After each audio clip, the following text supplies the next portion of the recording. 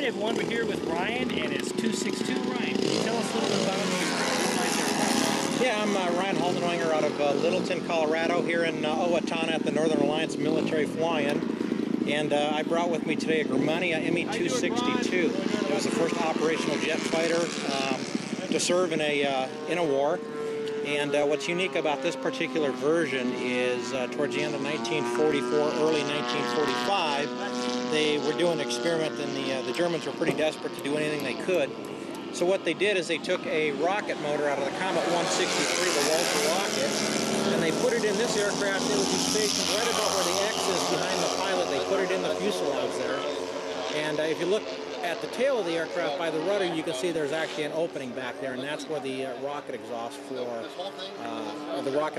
exited the aircraft. So they called it a homeland defender, and what it was, the whole idea of it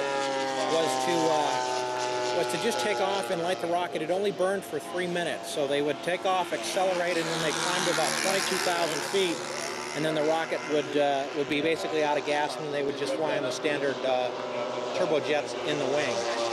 So this model's been modified to reproduce that. It weighs about 47 pounds dry. I carry a little over a gallon of fuel, so about 7 or 8 pounds of gas. I'm right about 55 pounds when I take off. And it's a Germania kit. The kit's out of Germany.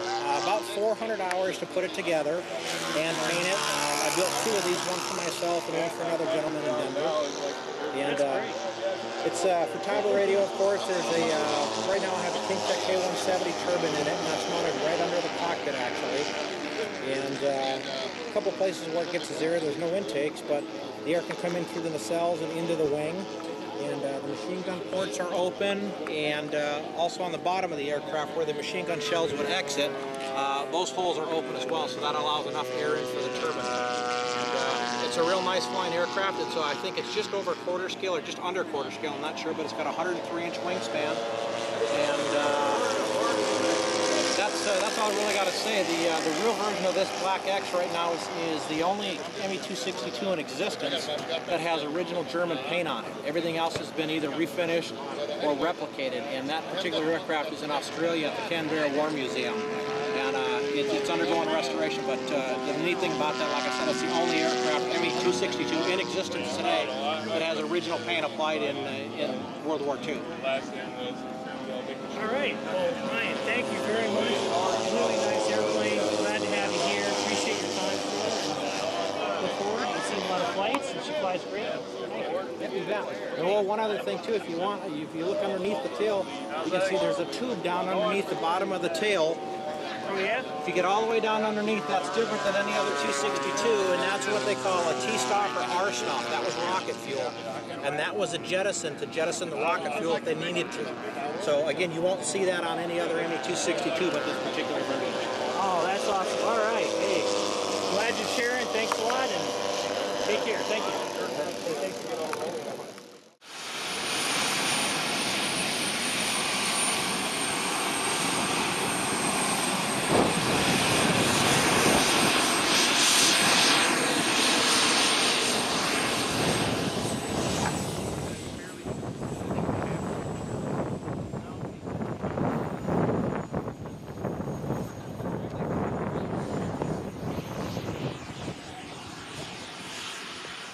Cheers, guys.